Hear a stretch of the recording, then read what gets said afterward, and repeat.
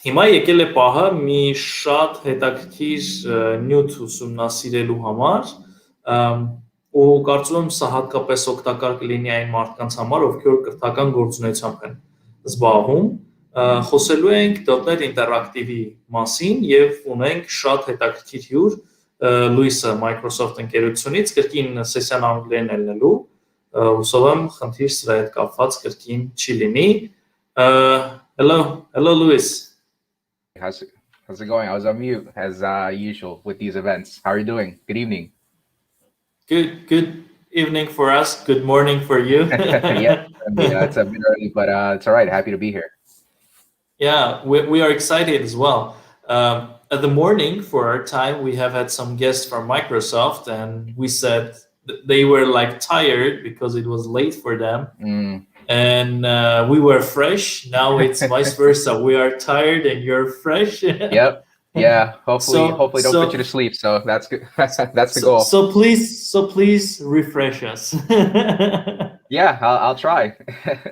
Okay, so you can shortly introduce yourself, maybe? Sure, absolutely. Yeah. So my name is Luis. I am a content developer at Microsoft.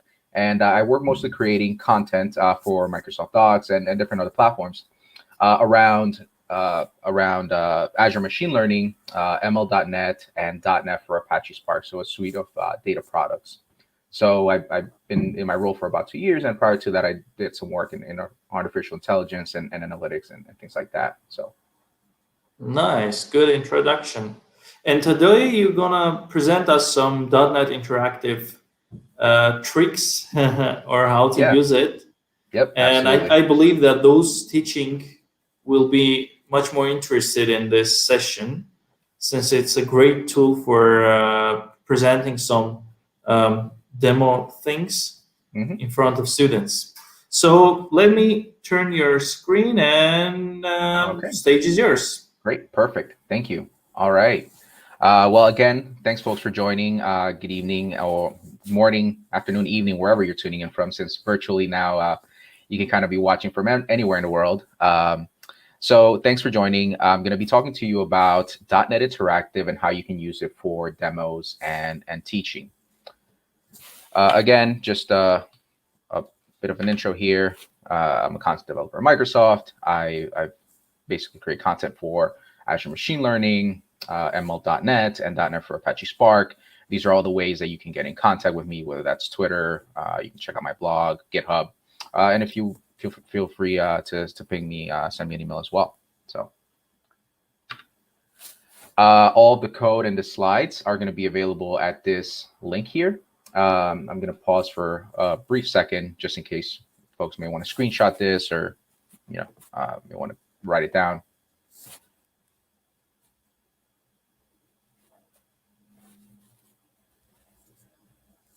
All right, let's move on. So some of the things that I'm going to be talking to you about today are, first, we're going to start off talking about development experiences. And typically when you're learning, what exactly is it, both as a learner and as perhaps an instructor or a presenter, what are some things that you want out of that development experience when you are presenting technical topics, right? Then we're going to go over a few development environments that can kind of work in scenarios where you're teaching or you're presenting technical concepts. And then after that, we're going to talk about Jupyter and just the ecosystem in general, which encompasses Jupyter notebooks. And finally, we're going to talk about, well, how can you take basically take advantage of the ecosystem that Jupyter has and build upon that and use .NET Interactive to use .NET inside of this interactive computer environment known as Jupyter. So let's get started. So when you're presenting or when you are running workshops or even when you're learning, right, what exactly do you want out of your development experience? And this is not an exhaustive list. This is just a fairly comprehensive list of things that would be nice to have. Okay. So number one, you want it to be interactive, right? So for example, if you're learning something, especially if it's code, you want to make sure that when you change something in the code, that you want to get that feedback. And if something breaks, you want to be able to be notified about something breaking right away. And you want to also be able to fix whatever broke in a fairly quick manner. You also want your environment and your experience to be reproducible, right? So if you are a teacher and perhaps you create a workshop, you want to be able to have everybody of your attendees or each one of your students be able to reproduce what you have created for them. All right. So you distribute it to them and they can sort of do it on their own, and it's all reproducible, and you can repeatably run the same code and get the same results. You also want it to be documented, right? So again, going along with that concept, when you're teaching or when you're presenting things, you don't necessarily, especially when you're talking about code, right? Code does not exist in a vacuum. Perhaps you may be talking about a particular function that you're maybe teaching or some sort of technique that you're showing, but there's context around that, and you want to be able to document that context. So for example, if you're talking about some algorithm, for example, you want to be able to not only show the code for that particular algorithm, but perhaps you might want to give additional context and write in perhaps a paragraph and give some context as to what exactly is going on in the algorithm, perhaps why it's good, why it's bad. And so you want an environment that allows you to document those things in one single place alongside the things that folks are going to be using to learn themselves, right? So if it's code, again, if alongside your code.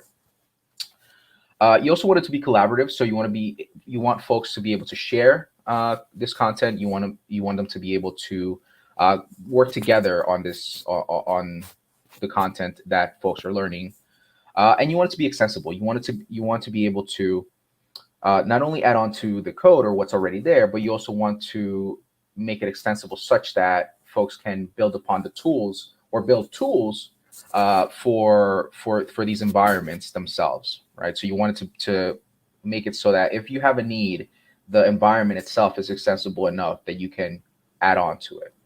Okay, so keeping those in mind, what exactly can we use for learning? Well, certain languages give you the read, evaluate, print loop. And essentially this exists in the console, and you're able to run code in the console, and you're able to interactively and really quickly provide input.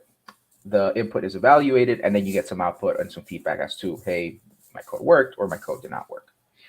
And that's interactive, okay, because again, you're getting that feedback right away.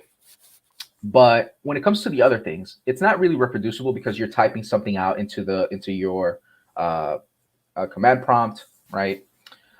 So once you type it out, it's sort of gone, and then you have to retype it again. And I'll show a little bit later an example of that. It's not very well documented, again, because the console reads your input pretty much one expression or one line at a time. There's no room for documentation, right? So you're not able to provide that context. It's not very collaborative because chances are that you're not sharing that console session. So it's not very collaborative. And it's also not very extensible. I mean, it might be, maybe you can, for example, if you have something like Emacs, let's say, you might be able to extend it. Perhaps you might be able to build tools for it. But again, it's not a very good experience.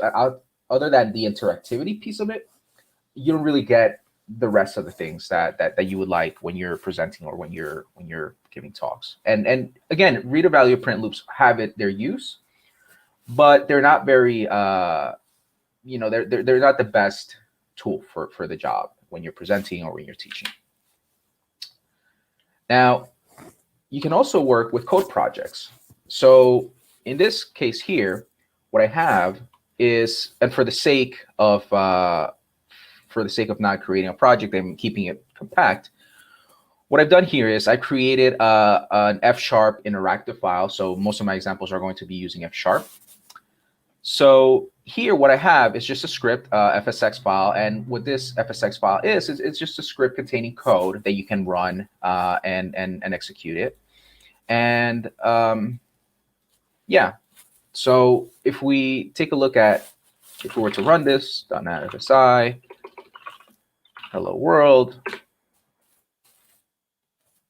Run that. After a while, we should get some output. There's hello Luis, hello world. Okay. And that's because I created this function called greet, which takes in a name or a string. And then if it has a string, then print out hello and the string that you were given. And if not, if there's nothing provided, there's no parameter provided, you go ahead and you just print out hello world, right? And then we just call that out, and that's exactly the output that we're seeing here. Now, one way, at least with F#, that you're able to also use the read evaluate print loop or the .NET or use the F# interactive is you can basically use this or run this code one line at a time, and that's kind of like using the REPL. So if I were to do this, okay, what I'm using here is Ionide extension, which is an open source extension as part of Visual Studio Code that lets you, it's tooling built for F# specifically. And as you can see here, I got something in the REPL, right? So now when I call hello Luis, I get that. Now let's say that I wanted to call hello Mary. I can just change that on the fly. And again, we take advantage of the REPL, and we're also taking advantage of code projects to be able to sort of run code, right? And you saw that in this case, it was interactive. I was able to change the script. I also could have if I wanted to try something else, in the REPL, I can keep doing that in the REPL. I can keep doing it in the code here, and it kind of works together quite nicely, at least in this example. But again, not all languages or not all set of technologies offer this particular tool, right? So, but it works. As you can see, also we have code comments here. So again, we get that documentation piece of it. So, you know, this could be an option, and it works in many cases. You just share the script with somebody, you tell them, hey, run the script, and you know, you're good to go. Okay. Now let me just switch back to the slides. So now that we kind of saw the code projects, code projects themselves are not really interactive because you have to run the script almost every time. In the case of F# interactive, you have that nice way of also leveraging the REPL, but by default, a lot of times code projects think of this as .NET New, you know, .NET New Console, .NET New Web. Typically, those projects are not interactive. You have to build them, and you have to basically you have to run them as an entire piece of code, not individually, right? But they are reproducible because once you have the script, you're able to reproduce everything that's going on. It is documented. Again, you can have code comments. You can have all sorts of things that document your code. It might be collaborative. So, for example, if you're using Visual Studio or you're using Visual Studio Code, you can use the VS Live Share, right, or something like that to collaboratively pair program or do something like that. And it's extensible, as you saw in this case. You're able to build tools on top of the existing ecosystem. In this case, you have tools like Ionide and the IDE and all of this different this ecosystem around this one set of tools, right? So code projects are getting there. Okay. So what if we could merge the two, where we have something that's like the REPL, where you're getting that interactivity right away, you're getting that output right away. But at the same time, you're also getting the documentation and the reproducibility and all the things that sort of code projects and scripts give you, right? And that's where Jupyter comes in. So Jupyter, it's this open source interactive computing environment. It provides support for over 40 languages. And the way that you can use it is through either notebooks or the hub. So notebooks are when you're typically working on these tools, basically individual as a single user. And then you have the hub, which is sort of, if you have a team, you can leverage the hub and kind of have a team working. It's still notebooks, but it's meant more for a team type of environment. So the easiest way to get started with Jupyter Notebooks is through Anaconda. And Anaconda is a data science platform that provides a suite of tools. So one of the things that it provides you with is a package manager so that you're able to install packages. It also provides you with tooling. So there are some IDEs that Anaconda gives you, and things like that. So it's sort of an all-encompassing data science platform. And the reason why it's data science and Jupyter Notebooks is because Jupyter Notebooks tend to be fairly popular within the data science and machine learning community. Okay. So let's take a look at Jupyter Notebooks.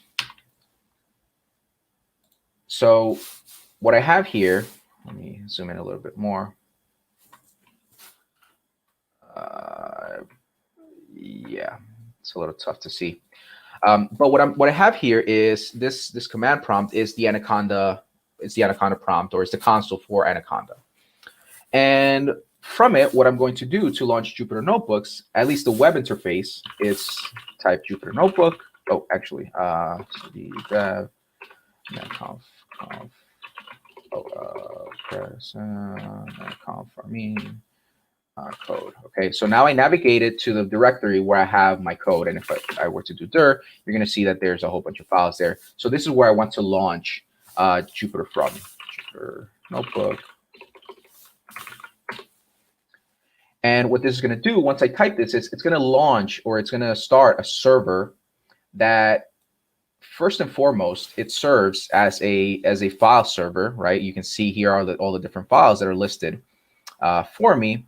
But then also, it provides me, once I select one of the files, in this case, you'll notice it's I selected an IPyNB. So IPyNB is the extension that's used for Jupyter Notebooks. And as you can see, now I get this really nice sort of notebook here.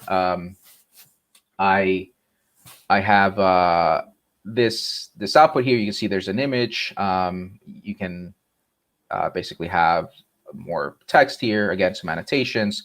Here's code similar to the one that I had. And in this case, I'll just call it out that I'm running Python. Right. So I just want to show you that this is one of the languages that you can run this in. So how exactly do we do this? Well, for one, there's different types of cells. You'll see that here, the cell is Markdown. But if I go here, you're going to see that the cell is code. So there's different types of cells that you can use depending on where you need. So for example, if you're trying to document things, right? For example, here I said this sample contains Python code running on a Jupyter Notebook.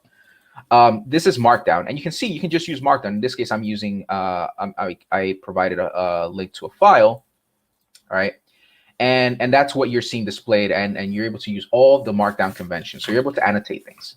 Okay. So to run this, all you need to do is you either select run, okay, and this will run that particular. Actually, let me restart and clear all output. So here you're seeing it saved the state, remembering, hey, this is sort of the output that I had run last time. Let me restart it and clear everything out. So now that it's restarted, let me run it. And now this runs. And if I run that, it runs as well. And the nice thing that you're seeing here, right, is as soon as I run it, you're getting that output and you're getting that immediate feedback. So another way you can do keyboard shortcuts like Control Enter, and you get the same effect where it runs your code, right? So let's say that I wanted to, I don't know, change this to Hello Mary. Again, it's something that happens right away. You're also able to work with, of course, with packages. Something else that's really nice is you have these commands that you're able to run. So when you put the bang operator here, one of the things you're able to do is you're able to run console or bash type of command. So if we run this, bang dir, as we can see, we get the list of those files. We could also echo hi, and it essentially prints out to the console. There's these other commands known as lsmagic. So when you put a percentage in front of it, you get common things like I did here, for example, right? dir. There's things that are common things that you can run, such as basically you can set environment variables. You can where is it? You can time, so see how long it took to run a specific set of code. You can do a whole bunch of stuff inside of this environment. So let's take a look at what would happen if I were to run %ls, right? So when we run %ls, we see that there's that common sort of list of our files. Okay, so that's really cool. So you don't have to get out of this environment to run terminal commands. And then some additional features, as you can see here. Let's say that you're working on some mathematical concepts. Again, using Markdown and LaTeX and MathJax, you're able to express these formulas in here, but then have it display nicely right alongside your code. All right, so that's that. One of the nice things about Jupyter is that the environments are extensible. So in this case, we're looking at Jupyter Notebooks, and it's one web interface. But if we were to take a look at this other one here, it's this one is called Jupyter Lab, and it's the same thing. It's basically a server running locally, and I can select what type of notebook I want to create. The nice thing about Jupyter Lab is that it provides more of an IDE experience. The Jupyter Notebook, it's a bit more stripped down a little bit, if you could call it that. But yeah, it's really a matter of preference. There's this other front end called Interact, which is built on React, which with React and some modern web basically technologies. So again, there's so many choices, and you can even run these Jupyter Notebooks using Visual Studio Code, which I'll show in a little bit. So with that, let me sort of switch back to my slides here. All right, so how exactly do Jupyter Notebooks work? Essentially, you have this notebook format, and this notebook is really just JSON, and it's a whole bunch of JSON with a specific format. And in the background, there is a kernel, which is just a program written in the language that that you're trying to interpret. So, for example, if you're trying to interpret .NET, you just have this constantly running process that's taking input that you give it. So in those cells, you provide input, and it sends it back to the kernel, and then the kernel evaluates. So it's almost like the REPL, right? Because it's evaluating the input that it's given, and then it produces an output and displays it nicely in this sort of document format back into the web interface or whatever front end, right? And the way that it does that or communicates is via this interactive computing protocol, which leverages 0MQ. Now, the really nice thing and the extensibility part of it is that there are extensions for the Jupyter ecosystem. So one is NB Grader, again, and there's Interact, and there's many more. So just to give you a sense of NB Grader, you're going to see here, one of the things you're able to do is you're able to create an assignment, right? So if you had homework, let's say, you can basically say, hey, here's some code, and here's how much I want to give in terms of points, right? And based on, if the users or if your students or attendees get something right, you're able to grade that automatically. So you're able to build homework or exercises into Jupyter Notebooks, and you can do that with NB Grader. There's this other extension called PaperMill, and what PaperMill allows you to do is it allows you to parameterize your input. So let's say that you want to pass in parameters to, as you can see down here, we can call PaperMill on the particular notebook, and we're going to output it to S3 to the output notebook, and then we're going to provide these parameters. And then what's going to happen is those parameters get passed in, and they run as part of it sort of runs like a script, right? So your Jupyter Notebooks runs as a script, but you're also able to parameterize a lot of it. So as we can see, Jupyter gives us this really nice interactive and reproducible. It's interactive because it brings the best of the REPL, right? Because it's interpreted in real time. It's reproducible because you're able to share this file with folks. It's documented because you can provide Markdown and additional context to the code. It's also collaborative, and it's also extensible as well, as you saw with the different extensions that you can build for it. Because at the end of the day, these front ends are really just HTML, CSS, and JavaScript, right? So you're able to extend these front ends in any way that you like. So how can you take advantage of Jupyter Notebooks using .NET, or how can you use .NET in Jupyter Notebooks? Well, one of those ways is with .NET Interactive. And .NET Interactive, it's a global tool. And basically what it provides is it takes .NET and it embeds it in different interactive experiences. One of the things that I'll call out is, so it works with .NET 5. And one of the things that I'll call out is, although it works with Jupyter, Jupyter is not the only sort of environment where you can use .NET Interactive in, and there's been a few talks, I believe, at one of the conferences that Microsoft had. There was a demo where Jupyter or .NET Interactive was running inside of Microsoft Teams, and there was sort of like a code bot which was interpreting code in real time. So there's many more places where you can embed .NET Interactive, but Jupyter is one of them. Again, it's cross-platform because it's mostly web-based. You're able to run it on Windows, Mac, Linux, right? Whatever platform you are. If you're running it locally, you can use .NET Interactive, and there's also some ways that you might be able to basically have this hosted, right? So in this case, we're running the server locally, but let's say that you wanted to host it so that anybody could access it. You can certainly do that as well. So let's take a look at .NET Interactive. Okay, so let's go back here. Let me take a look at the .NET Notebook.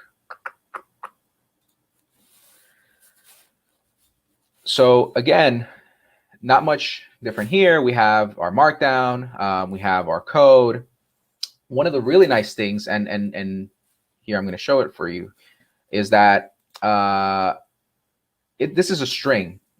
So I tried to pass in a number, an integer, and because of that, it failed, and it told me, hey, there's this error. So what I have to do now is, right, if I run that, it's going to give me an error. But then if I were to change it to some, I don't know, Mary, right, I fixed it, and now I can just continue with my code, right? Again, same thing. You can just import work with packages. There's this really neat thing that if you want to install packages, you can basically run this what's called this hashtag or # and R, and then you can tell it, hey, go to NuGet and get me this particular package. In this case, I'm using this plotting library called plotly.net. So again, we just bring that in here. We create some data, and we tell it, hey, get my data, right? And you can see that there's this really nice sort of, when there's sort of some structure, it gives you this really nice sort of table layout, right? In this case, I was listing the files locally. But this is not a chart, okay? Now, Plotly has this thing called chart.show, my first chart, and if I run that, it shows my chart, but it doesn't show it in line, okay? It opens another browser window, and that's not exactly what I want. I want to be able to visualize my chart basically in line. So what I can do is I can bring in this package from plotly.net or this namespace from plotly.net called generic chart, and I can use the toChart HTML. This is nice. We're almost there. But you can see it doesn't know how to interpret this output coming from plotly.net. So what we can do with .NET Interactive is we can basically use the formatter to create our own formatter. And what we're going to do is we're going to just take the formatter and we're going to write out the HTML, this HTML that comes from it in line in the notebook. So when we do that, and then we run my first chart, you're going to see that now you get this really nice inline sort of experience, and you can do things like zoom in and stuff like that, right? So that's really cool that you're able to do that. The final thing that I'll show you here is the fact that you're able to be polyglot. So in this case, this is an F# notebook, okay? But here I'm telling it run C#, okay? And as we can see, I create a new list, and when I try to print out the output of it, it's just empty, okay? Now I tell it, I want you to share a variable from C#, and it's share this mylist variable. And what I'm going to do here is I'm going to add to the list of C# using just the mylist.add. Now you might say, okay, well, how do I know that it's, because this looks very similar to how you might use it with C#. How do I know that this is really F#? Well, we can use this basically function composition, right, or this pipe operator to tell it, take my list, map some function. In this case, the function is toLower over each of the elements. So here we're using F#, and as you can see, we are sharing that variable. So you're able to share across the different environments. One of the things that you don't get is, at least with the web, not yet, with the web is you don't get what's it called, IntelliSense. But if you use in Visual Studio Code insiders, there's Jupyter, there's a .NET Interactive extension that you can use to, again, it's rendering. This is just another front end where you can see this this sort of code, right? And one of the things that you get there, right? So if I do greet one, so here, greet, oops, sorry. So if I were to spell it greet, as you can see, there's that IntelliSense that we get. So complaining, but now it should work, I think. Sorry. Oh, right. The keybinds are different. But anyway, you get the point. So here you're getting the IntelliSense, and it's exactly the same. So with that, I think that brings me to the end of my presentation, right? So basically, some key takeaways. Interactive environments provide rapid development. Jupyter Notebooks make prototyping easy, and you can take advantage of Jupyter Notebooks and .NET using .NET Interactive. So that's that. Thank you for your presentation, Luis. I do really believe that many people will benefit from this presentation and the knowledge they gained here. Maybe one question, since we didn't have any questions from social media, where people can find documentation for Jupyter Notebooks and .NET Interactive. Yep, there you go. So you can check out. So you can go to the So you can go to the repo. You're going to find documentation there. You're going to find samples. One of the things that I didn't show was the hosted environments, and that's basically using Binder, which creates a Docker image and basically hosts your notebooks for you in the cloud. And it's really nice, really easy. And you can try that out here in .NET Interactive. So check it out. Nice, nice. So every one of us can check this out, or maybe we can build some web resource for ourselves for later lessons, or maybe some of us may develop a full software or a simple website which can help teachers and lecturers to share their code and show examples and online without having any problem. So this is a really good idea for teachers and programmers that are interested in education. Thank you for joining us. We're so excited to have you here. And I believe that this is not the last time we are seeing you in our events. I hope later we'll have other projects with you. Thank you once again, and take care. See you soon. Yep, thanks for having me. Bye-bye.